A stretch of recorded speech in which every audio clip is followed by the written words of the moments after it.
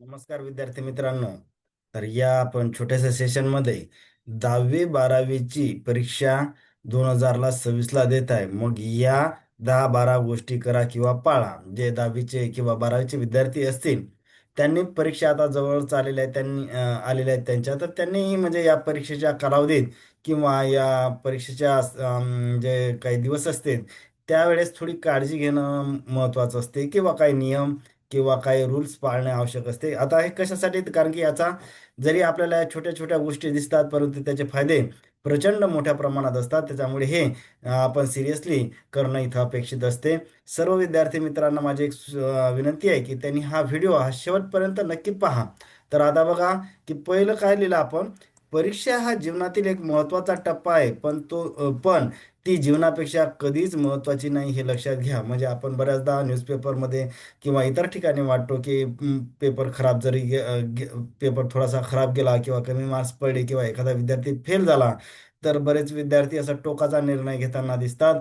तर तशा गोष्टी विद्यार्थी मित्रांनो कृपा करून करू नका, कारण की परीक्षा हा एक जीवनातील टप्पा आहे, पण ते जीवन नाही हे लक्षात घ्या. म्हणजे यश अपयश आलं म्हणून, यश आलं तर जास्त म्हणजे आपण जास्त म्हणजे हवेत पण उडायला नको आणि अपयश आलं तर एकदम खचून जाण्याचंही कारण नाही.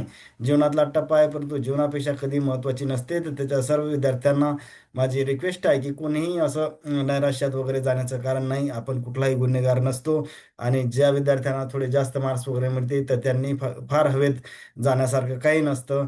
एक म्हणजे जीवनातला टप्पा आहे, महत्त्वाचा टप्पा आहे, पण जीवनापेक्षा मोठी आहे का? तर नक्की नाही. तर या अँगलला आपण थोडंसं विचार करायचा. नंतर बघा की परीक्षेच्या कालावधीत पुरेशी 7 ते 8 तास रात्रीची झोप होईल याची काळजी घ्यावी. आता बघा काय होते की जर आपण परीक्षेच्या काळात किंवा पेपरला जाताना जर रात्रीची आपली 7-8 तास जर झोप झाली नाही तर काय होते की आपल्याला साध्या साध्या गोष्टी सुद्धा आठवत नाहीत. कारण की काय असते, झोपीचा आणि मेमरीचा संबंध आहे. आणि जर झोप पुरेशी झाली नाही तर आपण त्या प्रश्नावर किंवा एखाद्या सोप्या सोप्या गोष्टीवर व्यवस्थित कॉन्सन्ट्रेट करू शकत नाही. त्यामुळे सर्व विद्यार्थ्यांना माझी एक रिक्वेस्ट आहे की त्यांनी परीक्षेच्या काळात साधारण 7 ते 8, ती पण कोणती दिवसाची झोप मी म्हटलं नाही, रात्रीची झोप होणं फार महत्त्वाचं आहे.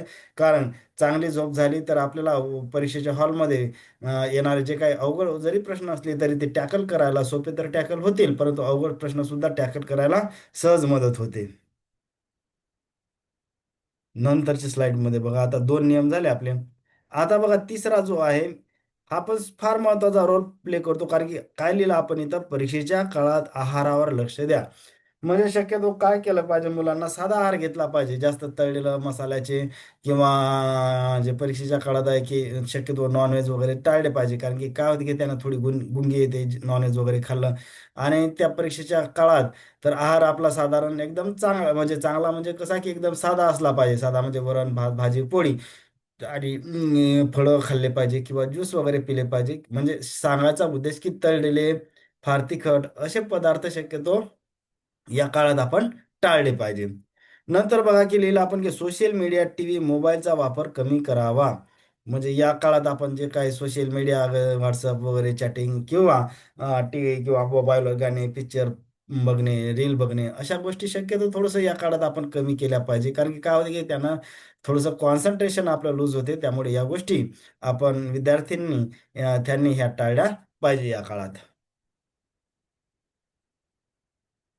नंतर आपण लिहिलेला आहे की पाचवा जो महत्वाचा हा सुद्धा फार महत्वाचा नियम आहे. बघा काय लिहिलं आपण, थोडा हलका फुलका व्यायाम अर्धा ते पाऊण तास करा. काय होतं की म्हणजे जर नुसतं अभ्यासच करत राहिलं तर आपले बरेचदा हातपाय आखडतात किंवा काहीतरी पाठ दुखते, मान दुखते. तर आणि जर आपण अर्धा ते पाऊण तास व्यायाम केला तर काय तेवढीच पॉझिटिव्ह एनर्जी येते. म्हणजे हातपाय दुखत नाही, मान पाठ वगैरे या सुद्धा दुखत नाही. कारण की काय असतं की शरीरानं या परीक्षेच्या काळात तुम्हाला साथ दिली पाहिजे. अदरवाईज जर तुम्ही आजारी वगैरे पडले तर म्हणजे त्या पद्धतीनं आपण परीक्षेला समोर जाऊ शकत नाही किंवा सामोरे जाऊ शकत नाही. त्याच्यामुळे थोडा अर्धा ते पाऊण तास आपण व्यायामासाठी म्हणजे एक तर सकाळी करा किंवा संध्याकाळी. जर सकाळी जाण्याची गडबड असेल एक्झाम हॉलमध्ये, एक्झाम सेंटरला, तर मग आल्यानंतर संध्याकाळी तुम्ही 6 ते 8च्या दरम्यान एक जेवणाच्या अगोदर अर्धा ते पाऊण तास व्यायाम करू शकता.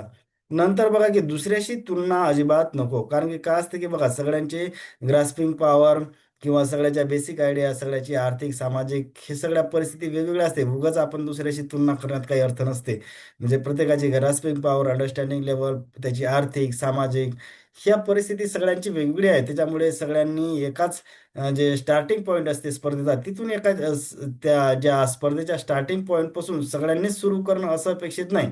कारण की सगळ्यांचा स्टार्टिंग पॉईंट वेगवेगळा आहे. त्यामुळे उगाच दुसऱ्याशी बाबा एखाद्या विद्यार्थ्याला 100% पडतील, मग मला 50च पडतील, पडू द्या. त्याचे वेगळे कारण आहेत, तुझे वेगळे कारण आहेत. उगाच कशाला दुसऱ्याची तुलना. कारण की सगळ्यांना सगळ्यांची ग्रास्पिंग पॉवर, आर्थिक, सामाजिक ह्या गोष्टी डायरेक्टली इनडायरेक्टली म्हणजे त्या स्पर्धेवर परिणाम करत असतात. त्यामुळे दुसऱ्याशी तुलना करू नये. आपण आपापल्या स्पेसनी, आपापल्या स्पीडनी अभ्यास करायचा आणि परीक्षेला समोर जायचं असते.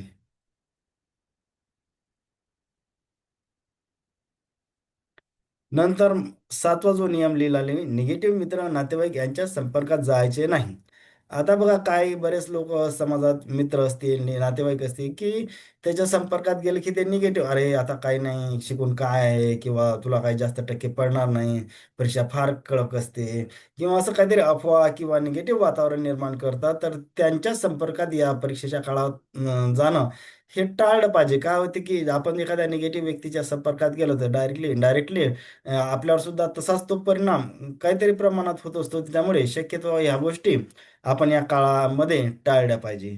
नंतर 8वा जो पॉईंट लिहिला आपण, अपेक्षेप्रमाणे पेपर गेला नाही तर निराश व्हायचे नाही. समजा एखादा पेपर गेला बाबा कमी, ज्या एखाद्या विद्यार्थ्याला वाटलं की मला तिथं 90 मार्क्स किंवा 95 मार्क्स पडायची अपेक्षा होती, तर आता मला 70 ते 75च मिळणार. तर त्याच्यामुळे उगाच खचून जाण्यात काही अर्थ नसते. बाकीचे पेपर आहे ना, कारण की इथं जर तुम्ही निराश झाले एखाद्या पेपरमध्ये, तर दुसऱ्या पेपरवर त्याचा परिणाम होतो. त्याच्यामुळे एखादा जर पेपर समजा आपल्या अपेक्षेप्रमाणे नाही गेला, तर उगाच त्याचं टेन्शन डोक्यात घ्यायचं गरज नसते.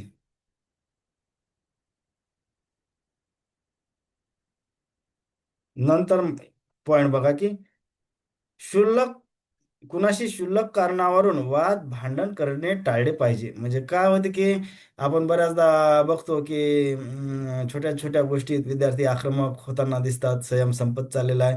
तर उगाच काहीतरी या क्षुल्लक कारणासाठी बाबा यानं माझ्या जागेवर बसला, किंवा माझा पेनच घेतला, किंवा यानं माझा फोनच उचलला नाही, तर अशा क्षुल्लक कारणावरून वाद टाळले पाहिजे. कारण की हे या काळात आपलं डोकं शांत असणं गरजेचं आहे.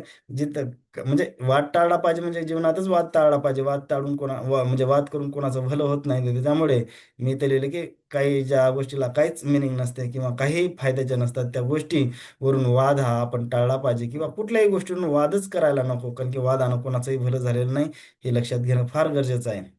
नंतर बघा, 10वा पॉईंट येईल आपण, परीक्षेचे साहित्य जसे की पेन असेल, हॉल तिकीट असेल, पेन्सिल, कंपास बॉक्स, खोडबल इत्यादी घरात एकाच ठिकाणी ठेवावे. कारण परीक्षेला जाताना सोबत नेण्यासाठी ते लवकर सापडते. नाहीतर काय होते, म्हणजे एकाच ठिकाणी म्हणजे काय, जिथं तुम्ही बाबा ठेवत असाल दररोज वस्तू, तिथं प्रॉपरली म्हणजे हॉल तिकीट असेल, मग पेन असेल, पेन्सिल असेल, कंपास बॉक्स असेल, खोडबल, नाहीतर हॉल तिकीट एका जागेवर, पेन्सिल दुसऱ्या जागेवर, कंपास बॉक्स तिसरा. आणि जेव्हा आपण परीक्षेला निघतो तेव्हा एकही गोष्ट व्यवस्थित सापडत नाही. त्याच्यामुळे ते व्यवस्थित एकाच ठिकाणी ठेवलेल्या बऱ्या.